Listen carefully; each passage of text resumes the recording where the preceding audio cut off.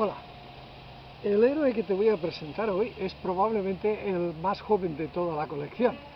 Es un hombre que murió en, pues, posiblemente con unos 20 y pocos años, 23, 24, 25, más o menos, quién sabe, ¿no? No se pueden dar fechas muy precisas porque también es un hombre de hace bastante tiempo.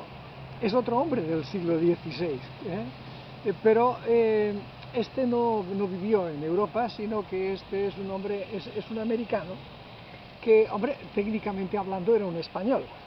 Lo que pasa es que no sé si a este hombre le gustaría mucho que me refiriera a él diciendo que era español.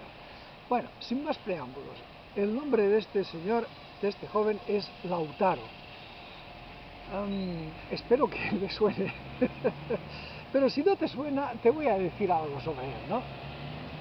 Mira, es famoso sobre todo por un poema épico que escribió Alonso de Ercilla en la primera mitad del siglo XVI, como no, en donde, muy curiosamente, los protagonistas de este poema épico son nativos chilenos, indios mapuches. Son Lautaro, Caupolicán, Colo Colo y muchos otros jefes a los que describe como si fueran héroes de la Odisea, como si fueran Ulises, Aquiles, Héctor, bueno, unos personajes realmente impresionantes, absolutamente impresionantes, y habían sido los enemigos de Alonso de Ercilla. Bien, pues es una historia que da para mucho, y ya te digo, aunque solo hubiera sido por haber inspirado la escritura de este poema épico, La Araucana, pues ya prácticamente lo podría incluir en la lista de héroes, igual que con el Cid Campeador, aunque solo fuera porque inspiró el poema del mío Cid, ya hubiera valido la pena hacerlo héroe. Y aunque prácticamente casi todas las cosas que cuentan el poema épico sean pura fantasía, que se la disculpamos a un poeta, pues de todas formas los hechos reales son absolutamente asombrosos.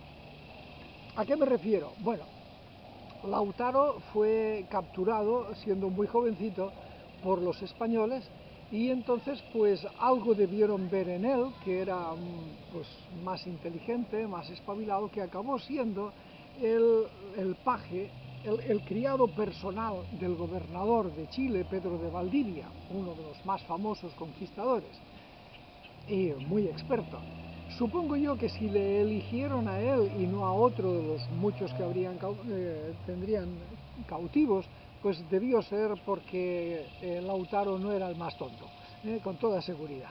Bien, el caso es que Lautaro convivió durante varios años con los españoles, seguramente aprendió castellano, por supuesto, y por supuesto que debió haber sido bautizado y le pusieron un nombre español. Hay diversas versiones sobre cuál era su nombre español, da lo mismo, ¿no? En aquella época los españoles tenían una especie de obsesión por el poder del bautismo, se debían pensar que era algo casi mágico y no caían tanto en la cuenta de que, hombre, si el bautismo no es el origen de una vida de fe, no sirve para nada, sino sería un ritual mágico de echarle agua por la cabeza a un fulano y ya está, y ahí hay poderes mágicos. No va por ahí, ¿no? Es decir, el bautismo tiene que ir precedido, seguido y acompañado de una vida de formación y de virtudes cristianas, si no, nada, es prácticamente como si bautizaras a un conejo. Entonces, pues seguramente Lautaro fue bautizado, y seguramente el bautismo hizo en él un efecto similar al que eso haría el agua sobre la cabeza de una ardilla.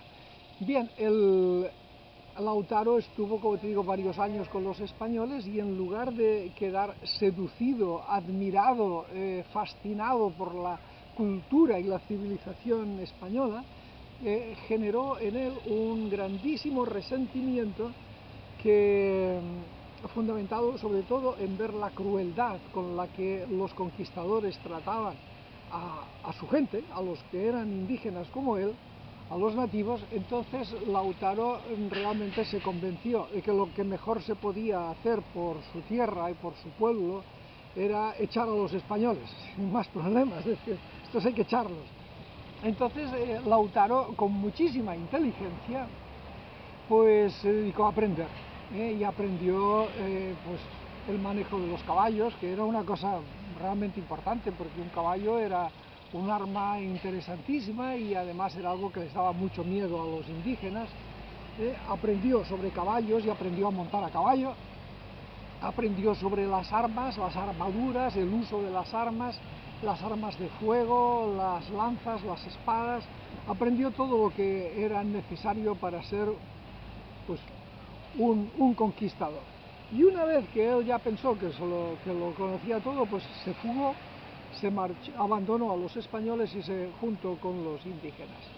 Claro, ahí debió ocurrir una cosa absolutamente interesantísima, que no la menciona Alonso de Ercilla en su poema épico, pero que debió ser pues una muestra de la extraordinaria inteligencia y de las habilidades de Lautaro.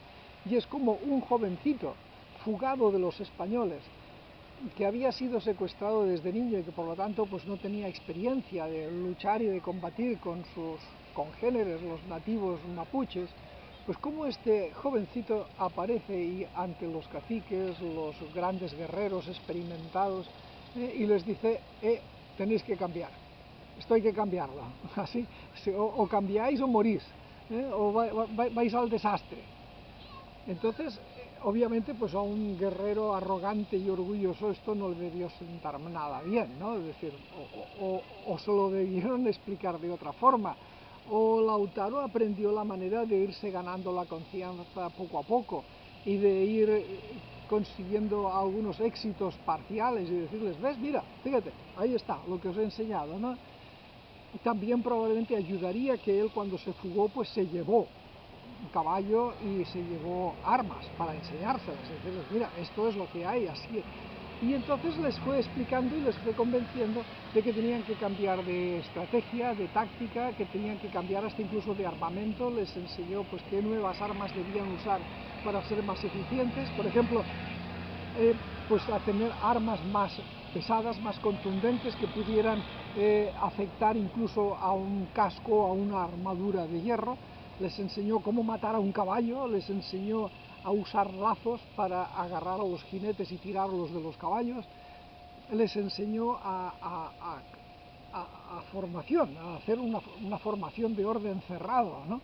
Es decir, cómo obedecer órdenes, cómo no salirse de la formación y pelear enloquecidamente cada uno a su aire. Les enseñó a buscar los flancos y a buscar la retaguardia, les enseñó a ir relevando a los que estaban en primera línea para que no se agotaran, les enseñó, bueno, pues todo lo que había aprendido, es decir, estrategias modernas que los indígenas ni se las imaginaban, ¿no? Bueno, pues como te digo, todo esto debió mostrar unas increíbles dotes de convencimiento y al mismo tiempo dotes educativas por parte de Lautaro, seguramente impropias de su joven edad, ¿no? Y todo esto funcionó, y funcionó en el campo de batalla, y consiguieron derrotar a los españoles en campo abierto.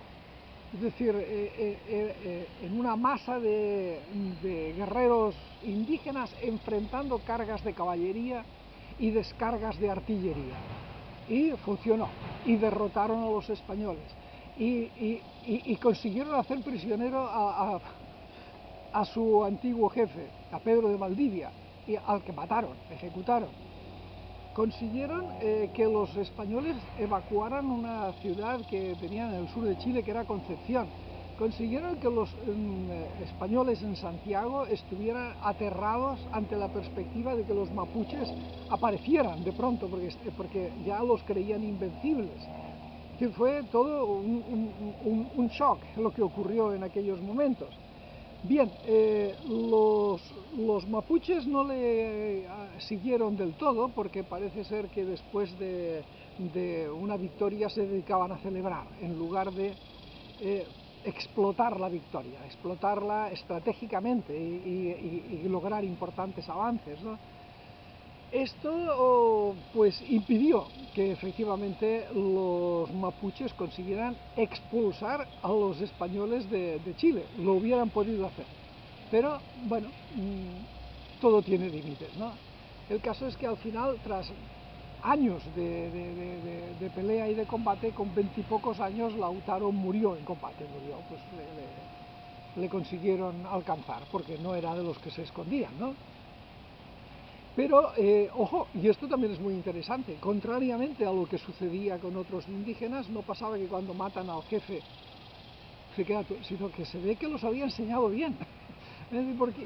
Porque las guerras con los mapuches duraron todo el tiempo, hasta que los españoles se convencieron que no podían.